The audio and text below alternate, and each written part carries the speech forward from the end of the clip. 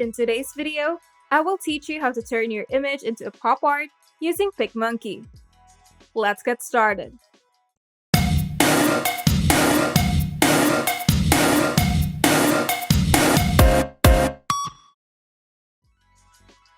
First, open a blank collage template.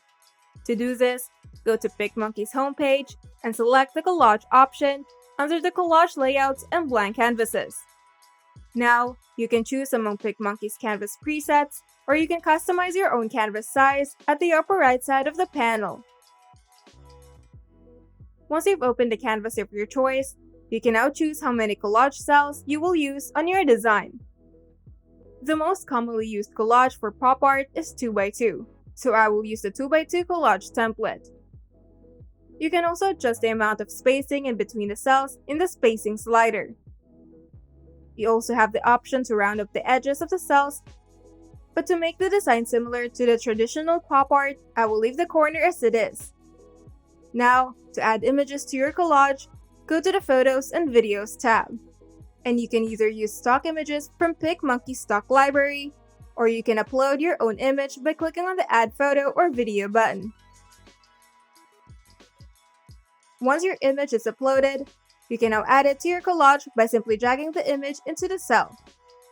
You can also use different photos for each cell. But in this tutorial, I will use the same image for each collage cells to make the design look more like an authentic pop art. Once you have your images in your collage, you can now go to the sidebar and select Effects. In the Effects tab, scroll down to the Paint Box category and select Warhol. Now, you can adjust the colors for the effect. Take note that the color of the far left side will be the shadows of your image, while the two colors at the middle will be the midtones, and the far right color will be the highlights.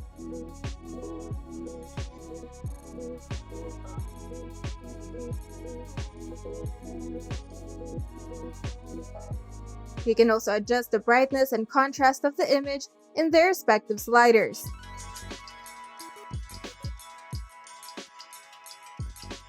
To adjust the intensity of the effect, you can simply adjust the fade slider to your preference.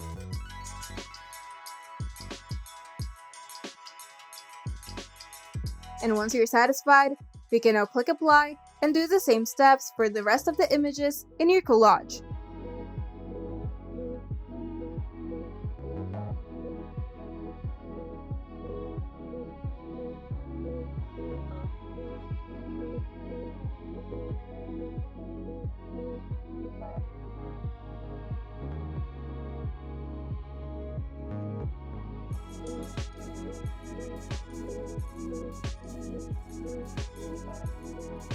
Once you're done, you can now save it to your computer or share it to your social media.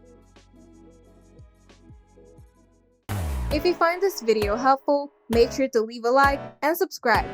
And if you want to see more tutorials, turn on the notification bell to get notified whenever we upload new videos.